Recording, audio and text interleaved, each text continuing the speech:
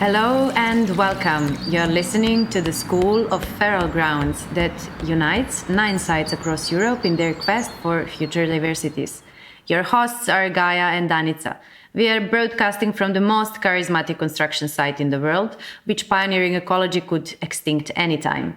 And our questions are accordingly essential, charismatic, and tough. We don't take lightly world as it is, not a discourse nor a resource.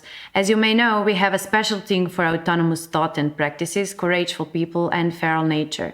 School of Feral Grounds is the time and place to ask our wise guests what we don't know yet and to share with all of you what we have learned till now. Hello. For the opening conversation, Gilly Karjevsky will delve into curatorial approaches and formats rooted in ethics of care for our communities, our cities, and the planet. Derived from the word curare, meaning to cure, Karjevsky will offer radical imaginaries on tending to and healing our fractured relationships with urban ecologies by repositioning curatorial practice outside traditional institutional frameworks to engage with site-specific multi-species contexts. Gilly Karjevsky is an urban curator based in Berlin. Her current research focuses on collective autotheory and urban curating post-planetary turn.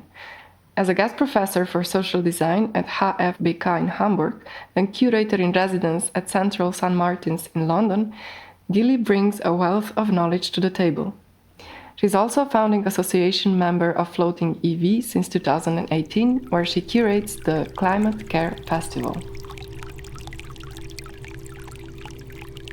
Welcome, Gilly. I'm happy we're here together to discuss these really important topics.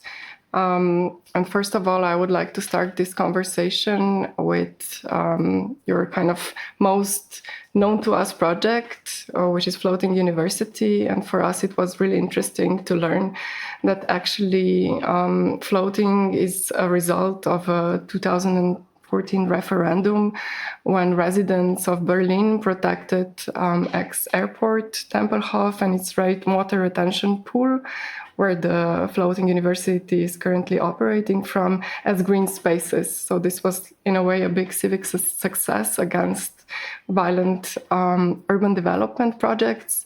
And I'm wondering, how did this success inform the formation and the setting of the project? First of all, thank you for inviting me. It's really great to have this conversation together with you, to further have this conversation together with you. Floating University Berlin is not my project. It is the project initiated in 2018 by Ramlabor Berlin. It has a really beautiful origin story that goes back to the referendum you mentioned, when residents of Berlin voted to keep Tempelhofer Feld as an open park for the benefit of the city. Ramlabor Berlin, who is an architectural studio, were involved with setting up pioneer activities on the field. So researching and mapping what kind of civic actions and artistic manifestations can happen on the field in the form that it is, without major intervention or the need for major construction or major transformation of the landscape. They were researching the parameter of the field, and they noticed this blue dot on the map that had no name, and that they didn't recognize what it was. And so they ventured to find it, entered through a narrow side street to the north of the field, beyond the main traffic lane, and had to climb a fence in order to arrive into this secret huge oasis, which is a rainwater retention pool that is part of the water infrastructure that is serving the field. And because this retention pool is surrounded 360 degrees in a colony garden, and it also is 8 meters below the street level, it was practically hidden and kind of became a secret, only known to the gardeners that had gardens around it and to the employees of the Wasserbetrieb who were running maintenance work on this fully functioning rainwater retention pool that is part of the waterway system of Berlin.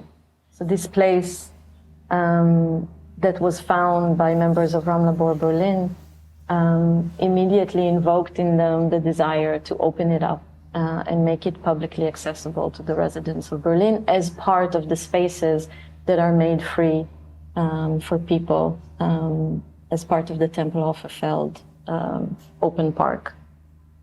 Then they worked tirelessly for 3 or 4 years to get permit and to raise funding. And in 2018, Floating University Berlin opened as an offshore campus for cities in transformation with a major program co-curated with Dorothy Hallbrook, 25 universities and endless artistic interventions all came together. I was invited to be part of the documentation artistic interventions. And at the end of this inaugural super mega big year, a bunch of us got together. We were 15 people at the time to establish the Floating FV, the Floating Association, which is currently the body that organizes activities on the site and takes care of the relationships that the site is built. What was the thing that kept you with floating? The site itself is a very, it's very sensorial, it's very evoking, it's post-industrial. The conditions on the sites are very hard to weather. There's a lot of bugs in the summer and there's a lot of snow in the winter. It's a ever-changing site. Every day that you go there, it looks different, it feels different, it sounds different, it evokes different feelings. And even through processes of organizing the association and restructuring the association, which we have done in the last 2 years, the thing that really unites all of us through discussions and through all kinds of ideas is really this ability to just be on the site, because the site itself is such a present member of the association, basically. In which ways you needed to change your work or the ideas about what your work is while working with floating? Wow, in so many ways. So we started there in 2018. This is the before time. This is before Fridays for Future and Extinction Rebellion. This was happening in parallel in 2019. It's before the global coronavirus pandemic that started in 2020. And before all of the learnings that I gained by working on the site, the way of understanding an artist-run association that is built on top of a fully functioning water infrastructure, the occasionally being flooded out of our site, because that is the function of how it works.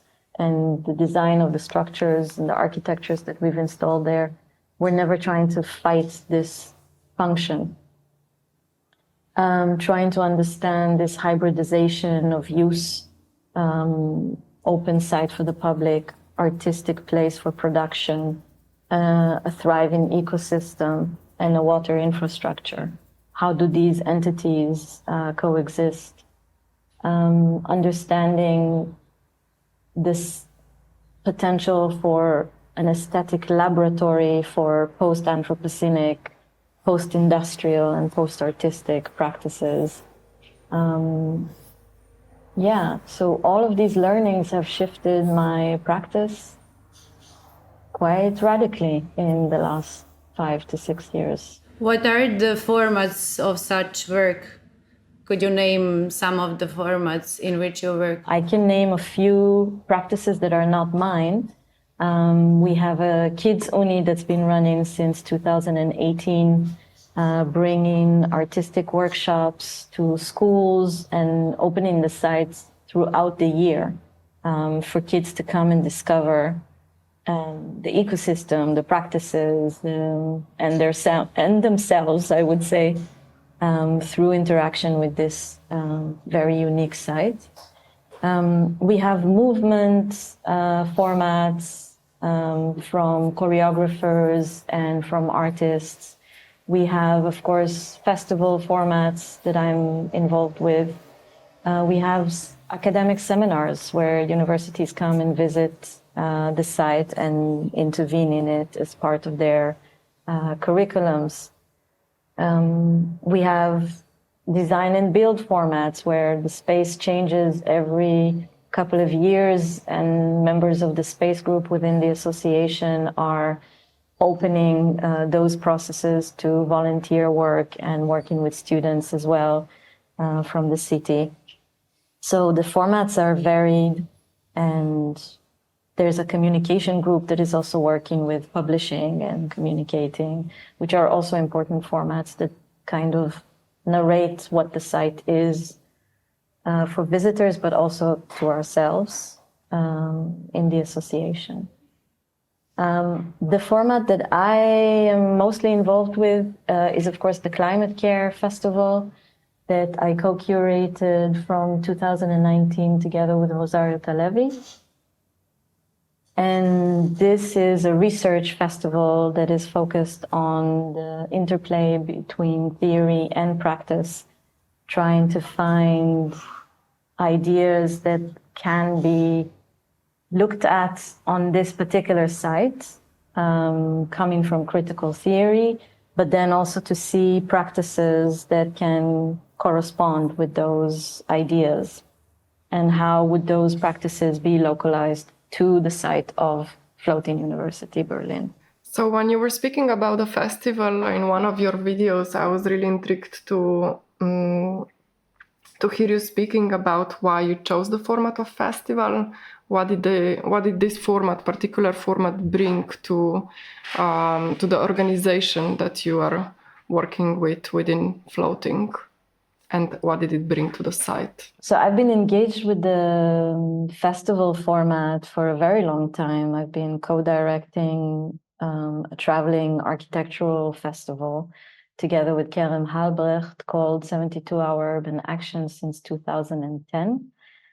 And we've always seen the format of the festival as a peak of a process and as a communication tool where you can bring a lot of partners to the table, create relationships and create networks in a sustainable manner by providing the festival moment and the festival peak and the festival format as a relational object for all of these partners to come around together. And then that is kind of the communication tool that the festival can be. And this kind of, by marking this endpoint or this peak of a process, you can draw a lot of attention and a lot of people into processes that you anyway want to engage with, such as research. You can find funding for festivals in a much easier way that you can find funding for slow research, for example. You can bring partners together by providing this deadline, this endpoint, or this event, or even a political photo opportunity, should the politicians be the partners that you are seeking to attract. There is an important aspect where it becomes kind of a ritual. So it becomes, if the festival repeats, it becomes a moment outside of the routine of working in an organization like an association, outside of the routines of maintenance and care and repair of working on a site like Floating University Berlin. And it becomes this kind of ritual of like, okay, now climate care is on. And we come together in a special effort moment, and we open the site in a special way to the public. And we also exit our own, sometimes very tiring routines of working in this practice and enter this ritual moment of the festival.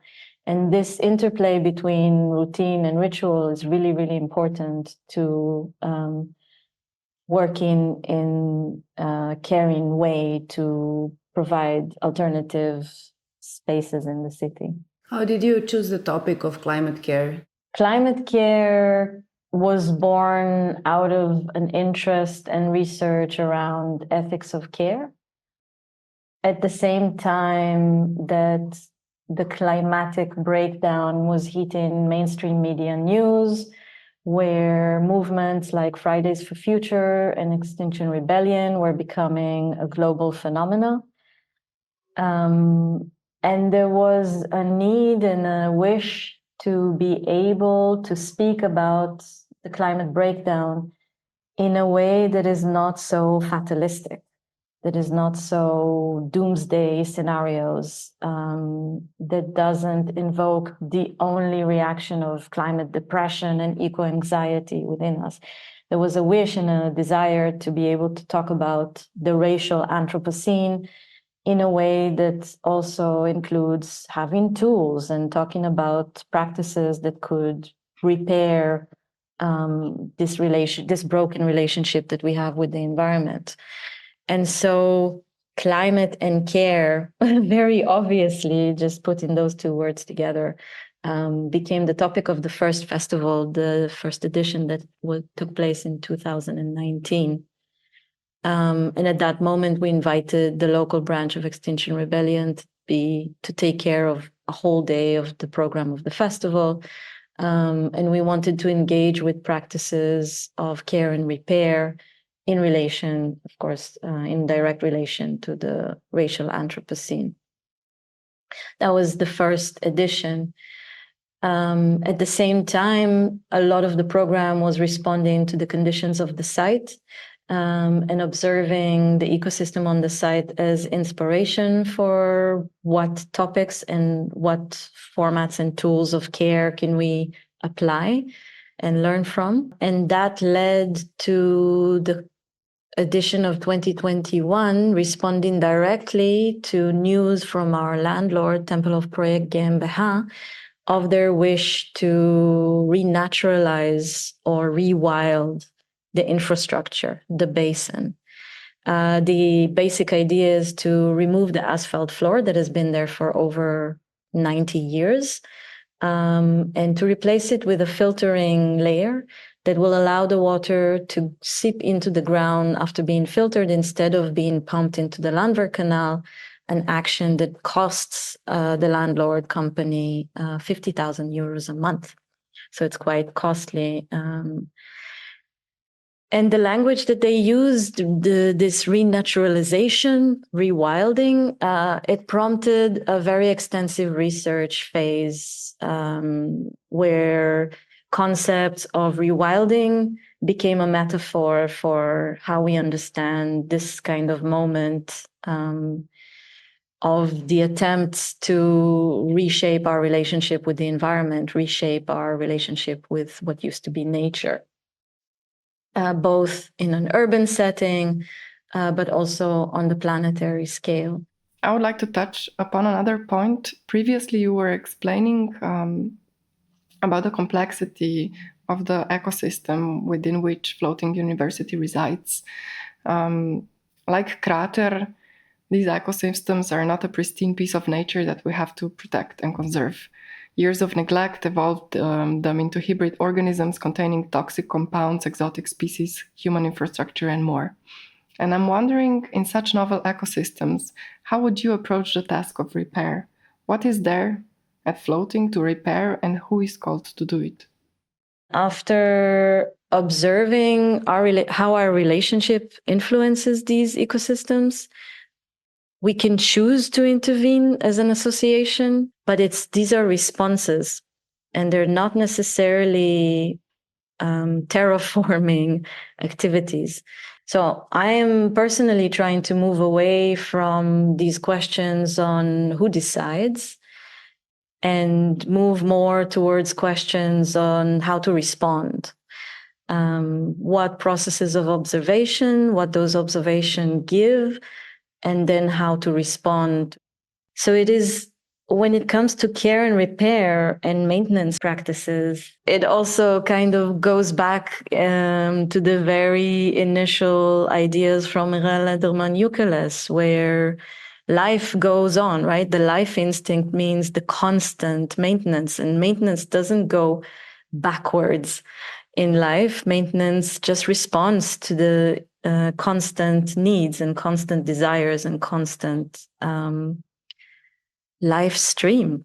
So you understand repair in a sense of response to a certain situation, and to, before all, to a good reading of conditions that actually surround us, to rereading of the conditions. And in this sense, maybe it's more easier to understand how to engage directly with the site and its biodiversity and the multi-species context, but how it's, in which way idea of curating cultural program intervene with this repair. So where it comes, the notion of what culture is at all? Yeah, so as you mentioned in your opening, curating is a practice of caring. It's a practice of curing and caring towards a designated community or place. I'm thinking back to a text written by Patricia Reed about the connection between care and knowledge that she wrote for the Letters of Joan compilation, where she says very clearly, you cannot care without the adequate observation of what you're caring for, and without training for how to care for the thing that you are observing. And she draws this very simple relationship that is actually quite formative, that to care for something, you need to know it very well. And so knowledge production that can come through cultural formats is a very important initial stage in caring for a site. And as I said before, relating to the festival format, it is a tool for researching, for observing, for gaining knowledge, for creating relationships, and for building the infrastructure that is then required for caring for a site, or caring for a community, or caring for knowledge itself, even. By archiving and by being able to document activities. So communication can also become a caring activity by its means to create a living archive of the thing that you are curating or caring for.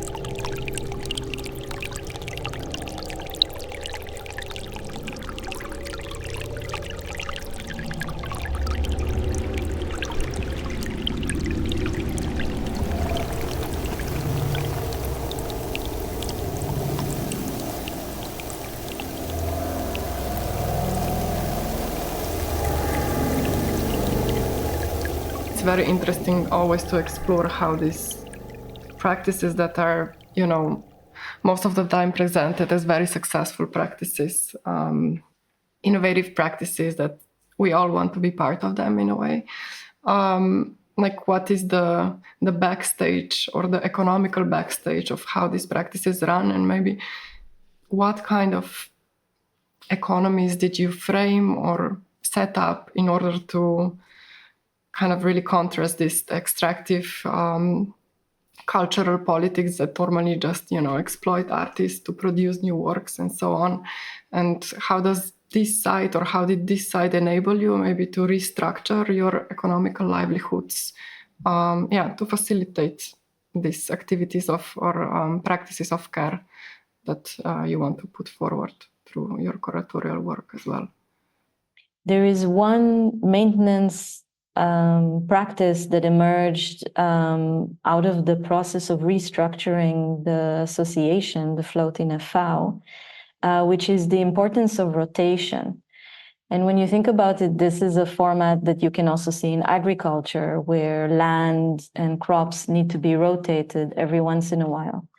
Also in organizations that take care of these kind of sites, you need to rotate roles, rotate responsibilities, and rotate intensities of engagement with the thing you are caring for.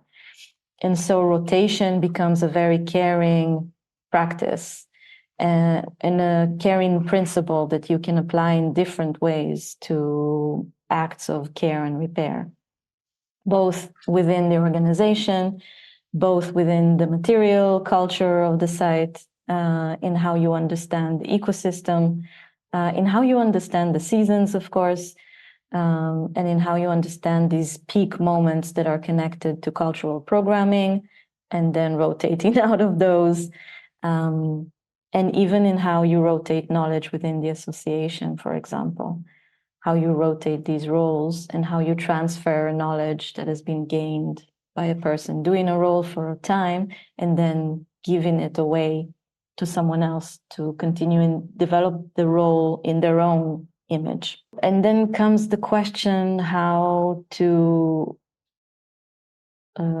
add or complement to precarious economy of cultural producers, beyond the public funding and beyond this kind of period-based, festival-based ability to earn a living.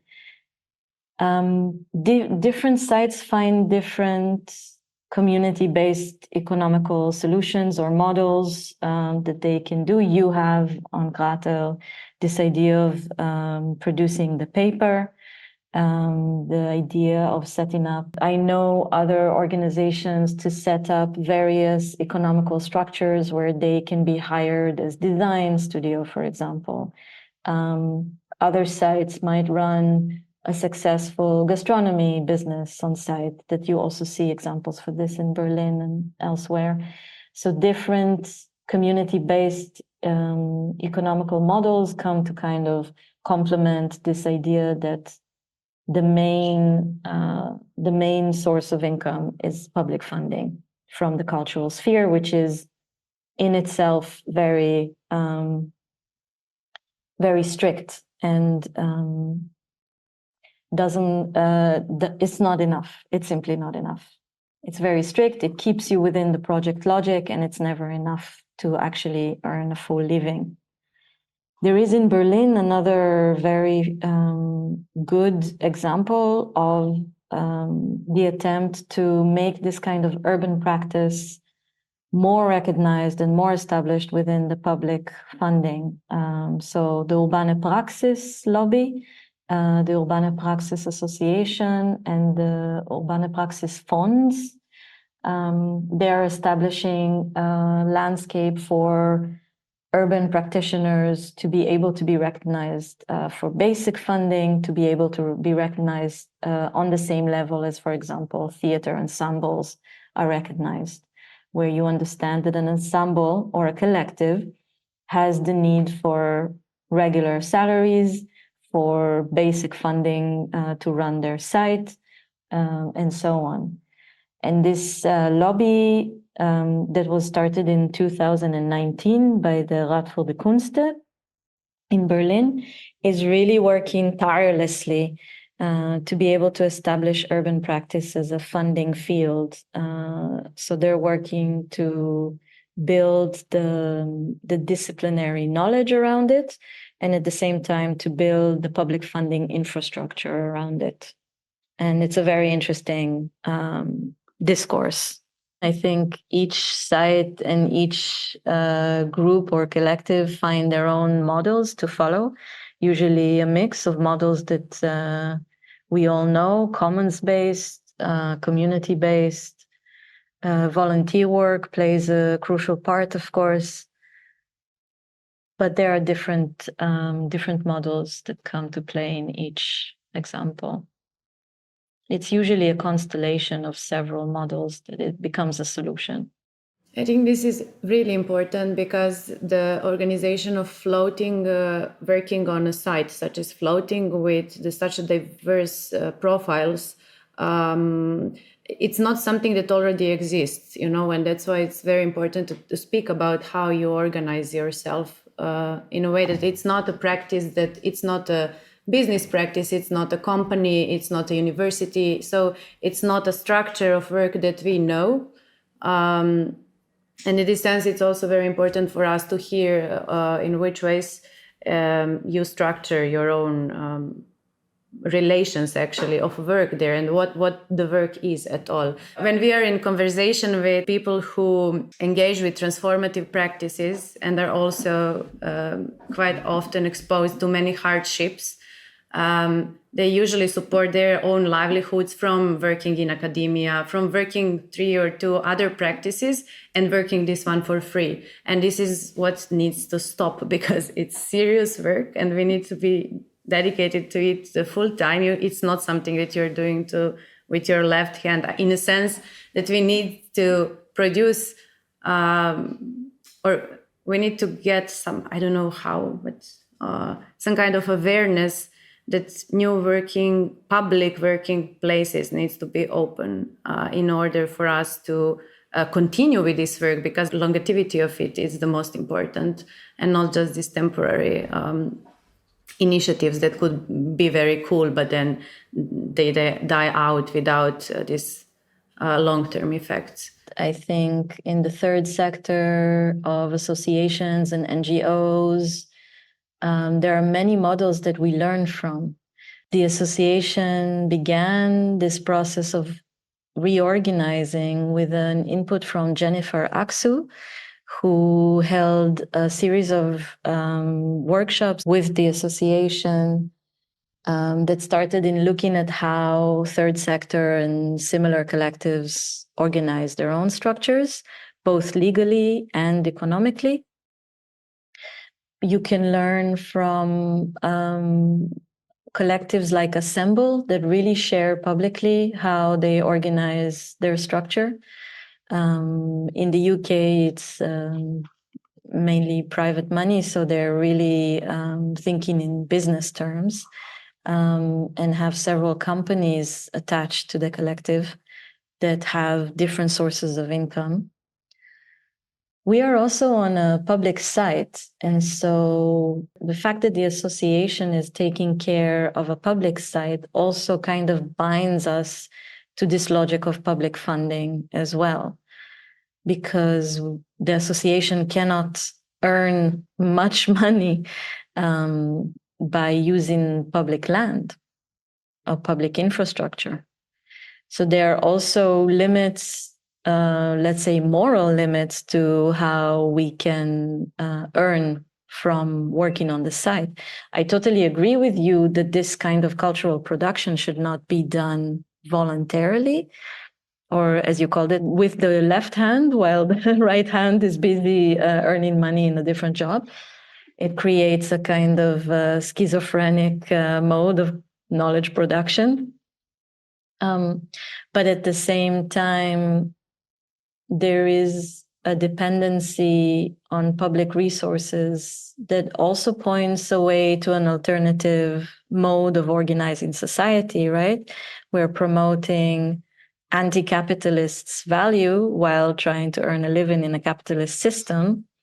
And so these models have to take into consideration the reality conditions of working in this way and the utopian conditions of the structures we are pointing towards. This tension is what we pay the price of precarity for.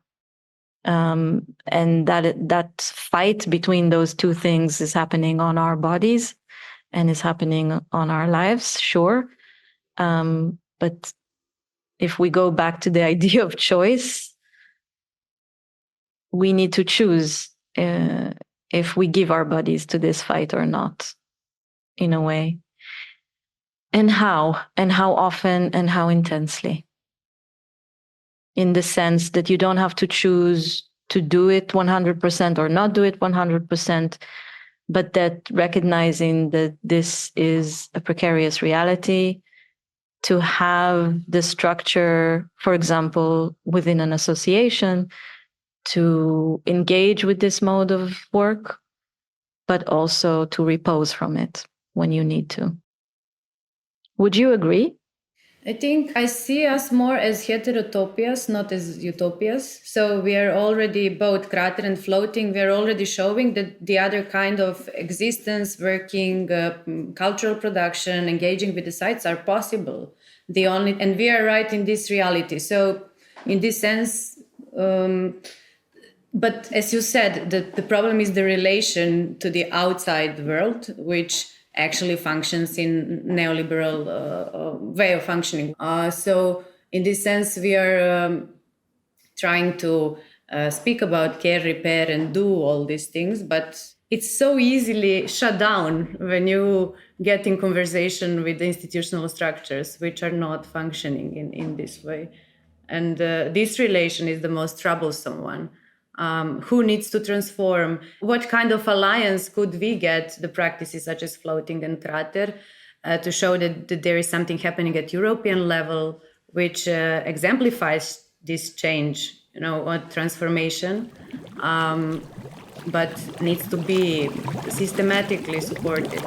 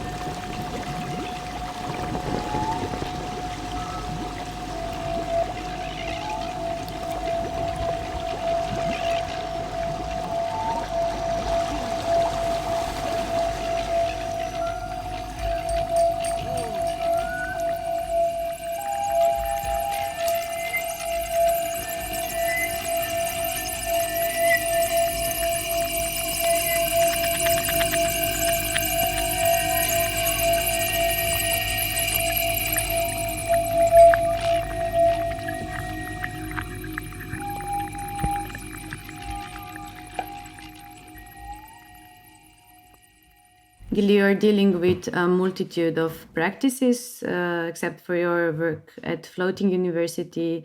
You're working with lexicons and language. You're working as an educator, and you're developing an urban curation practice.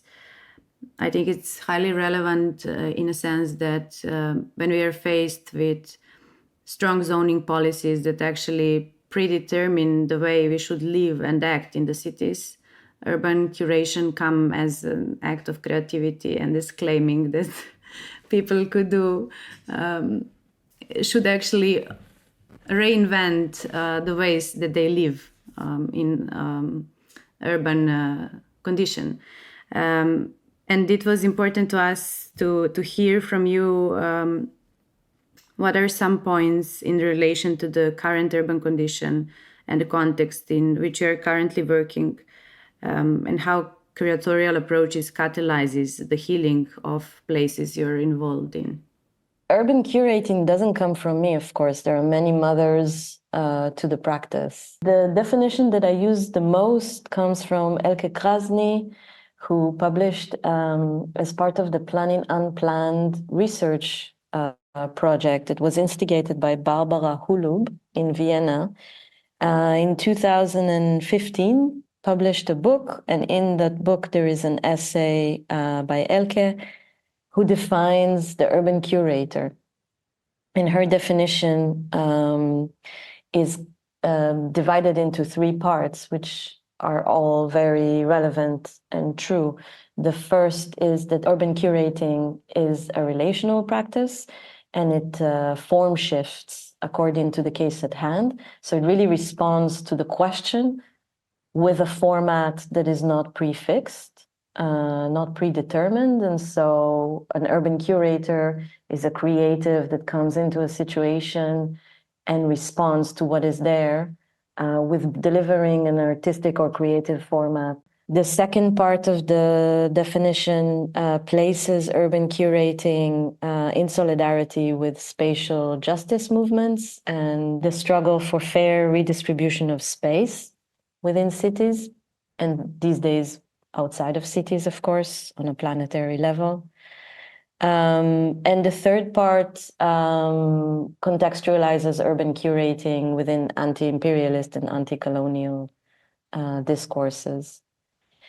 That is a theoretical definition that looks at how urban curating might work. And of course, these days, it would be updated with the planetary discourse. So how can urban curating and the definition of what this practice can do be also underlined with ecological thinking and thinking towards recuperating, remediating, and taking care of soil and land and open spaces in the city. This is one mother of the practice, and the list goes on, and it's too short here to mention everybody.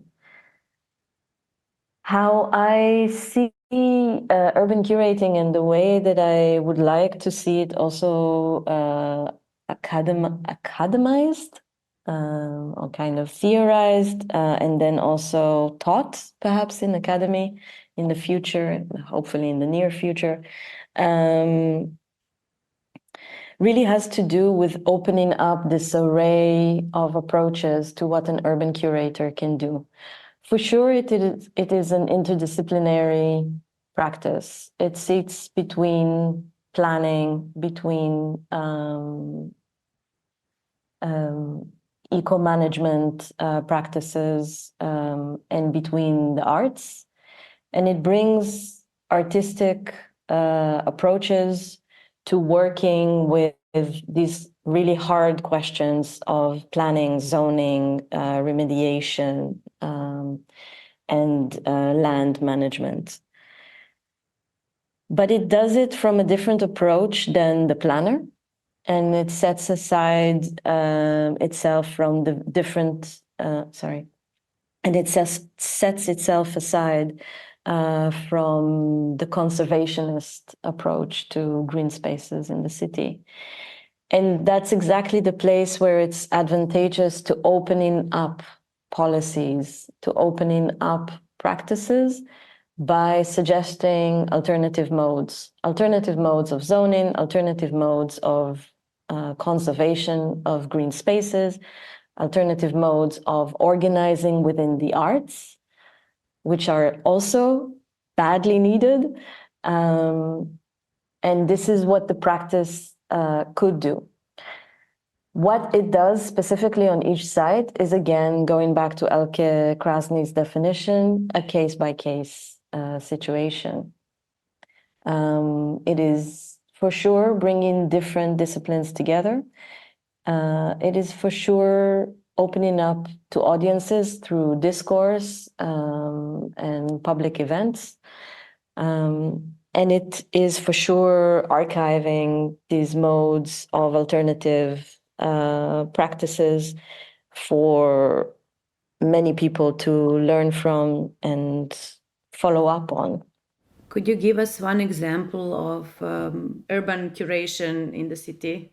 Many years ago, when I was working with Kerem Halbrecht on 72-hour urban action, we collaborated with Invisible Playground Collective in a small town in Germany on bringing the festival to the city. And it was very clear in the discussion with the cultural department that the idea of gamification is being kind of misunderstood. There was a moment when for cultural production in public space in cities, gamification was a big thing. But Invisible Playground Collective, who are expert game designers and work a lot with playfulness in public spaces, gamification is the exact capitalist reaction to using play to get people to consume more. And so at the same time that we were staging the festival in this town, we wanted to make a point against the gamification of cultural events in public space. And so we commissioned a performance group, a local performance group, to stage a protest against gamification during the opening of our festival. And for us, this was a way to use curatorial tactics, let's say, in order to make the counterpoint to the point that the festival was making. And I think this is a very strong thing that curating can do, which is create dialogue between opposing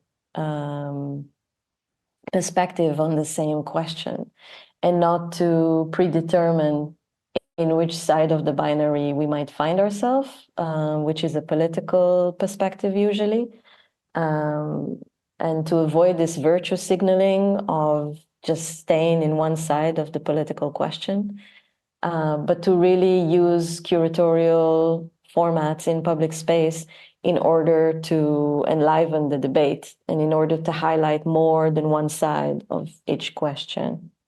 So if we want to engage in this repertory ecological and cultural work within local governments that don't support a democratic ecological transition, we often need to involve in different shapes of activism.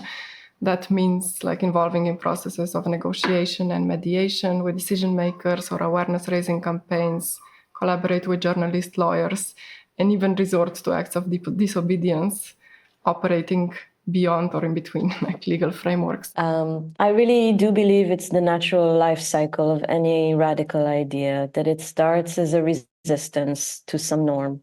And then it develops into a practice. And this practice builds capacity to deliver this idea to mainstream society and to mainstream policymakers and to mainstream.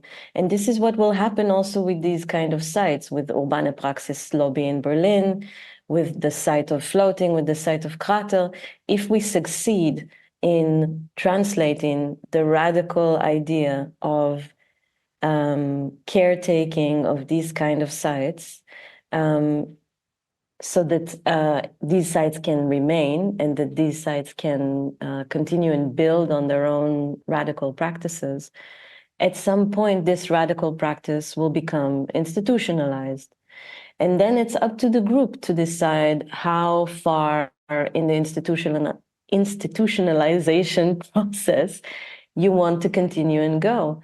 It's up to the group to say, okay, we have managed to deliver our idea, and now we're done, and we don't want to institutionalize ourselves, and we don't want to politicize ourselves in the normal kind of systemic political way. We don't want to institutionalize ourselves, and we don't want to become part of the mainstream political system. So it's up to the group to say, we delivered this radical idea into society, into the system, and we have an exit point for ourselves because we make the decisions on how far we want to follow this process.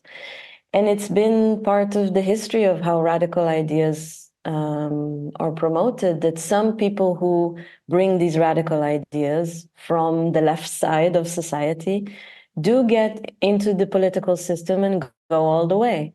A lot of politicians start off as activists. There is a community organizing background to a lot of these politicians from the left, at least. And so this is kind of a natural life cycle, in my opinion. So I don't see it as a bad thing. I just see it as like waves washing over the shore. Each wave is its own radical idea. It gets to the shore, and then it's not radical anymore. But there's a wave coming behind it. Or maybe that it's radical, but through politics it becomes available to all, or it becomes emancipated in this sense that now only certain community deals with it and initiates it. But then if you systematically introduce it through politics, then it is actually a platform that allows others and encourage others to act in a similar way. Absolutely. That's what I see, empowerment in politics, actually. and not this assimilation of ideas and then just shut them down, the radical thought. Yeah. Yes, absolutely. And then by that time, it's also different from the way that it was when it was still a small radical idea. And this is another compromise that groups, self-organized groups, need to kind of accept and let go of, that you cannot keep radical ideas pure all the way to being delivered to mainstream society to take on. Think about conditions under which we care. We could care about crater land and you can care about floating, but at one point, because not all the deciding structure is in our hands, this could just easily be extinct. So all these years of care could be made invisible because both places would be transformed into something else. Yeah, but your precarity doesn't come only from the site itself. As much as the precarity within floating association doesn't come just from the site itself, it also comes from promoting values that are not within the current capitalist condition in which also the art world works. And so this insistence on horizontal structures, this insistence on looking at maintenance work equal to knowledge production work and equal to running an association, this insistence on learning processes and not just production processes, this insistence on cycles of production that have hibernation and repose in them, insistence on caring for the team in ways that require a lot of time, a lot of hours also put into care work, and so on. So this precarization doesn't come only from the condition of the site being contested as a central piece of land in a city where there is an official housing crisis. It also comes from the resistance work. Have you been optimistic when you learned about our work, so that curator exists? Can you remember what were your thoughts or encouragements? Of course, our conversations, of course, make me optimistic. And of course, they empower me because we share a lot of these values and we share a lot of these attitudes. And a place where I can find solidarity. And of course, it also encourages me that a site like Curator and people like you work to create a site like Curator that is not created only out of itself, but is really created by your intentions and your value systems that you enact out on the site. It makes me hopeful that more and more cities have these kind of associations, organizations, sites, that more and more cities have present opportunities for different communities to come and engage in ways that are not consumption-based. Yeah, it makes me hopeful. I think also within the Future Diversities project, we have found a lot of hopeful projects that are emerging currently.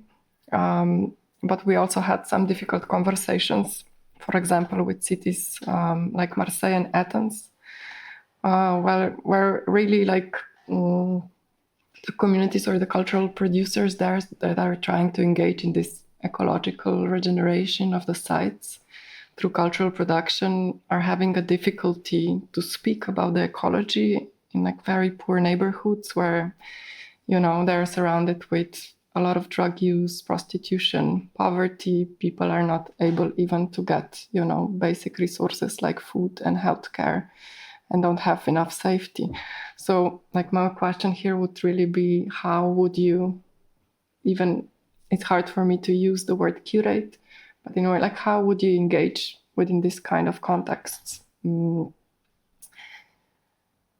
and promote this ecological transition that, of course, it's a planetary mission in a way to be pursued. Of course, it's super hard when the social struggle is so front and center to make clear the condition of the racial Anthropocene, that poverty and lack of access to green spaces are deeply connected in cities all over the world. They are one and the same. This is, of course, knowledge that comes from privileged discourse in academia, and these are understandings that might be communicated by local communities and indigenous communities on the ground in a better way than any academic resource can teach.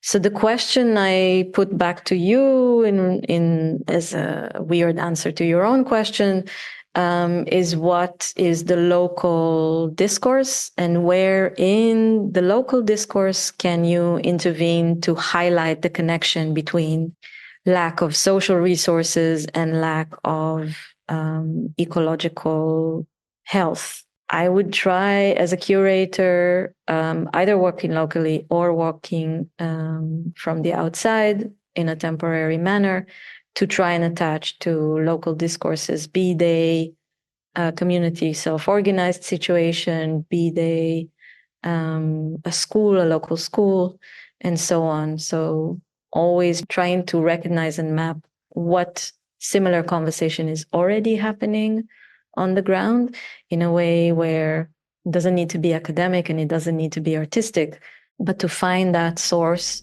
and to try to come in conversation that is already happening in a way.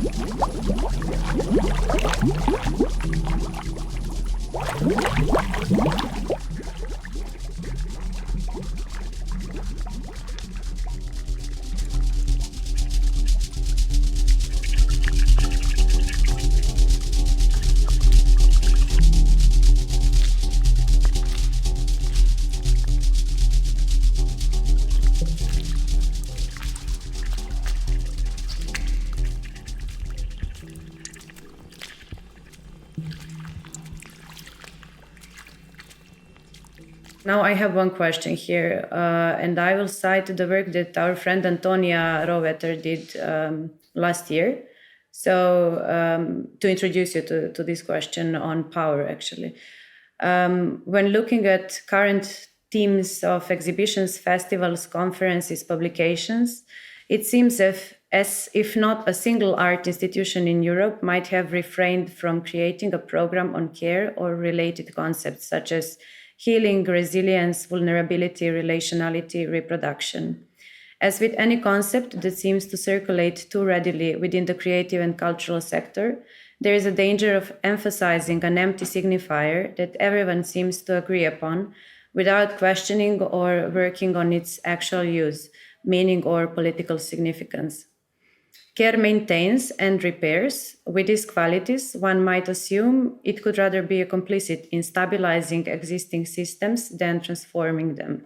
This is what is happening right now with care. The idea of care comes from a feminist perspective as an alternative to universal justice and ideas. And it's been co-opted by capitalism right now, very much in the kind of weird and a bit confusing discourse around self-care.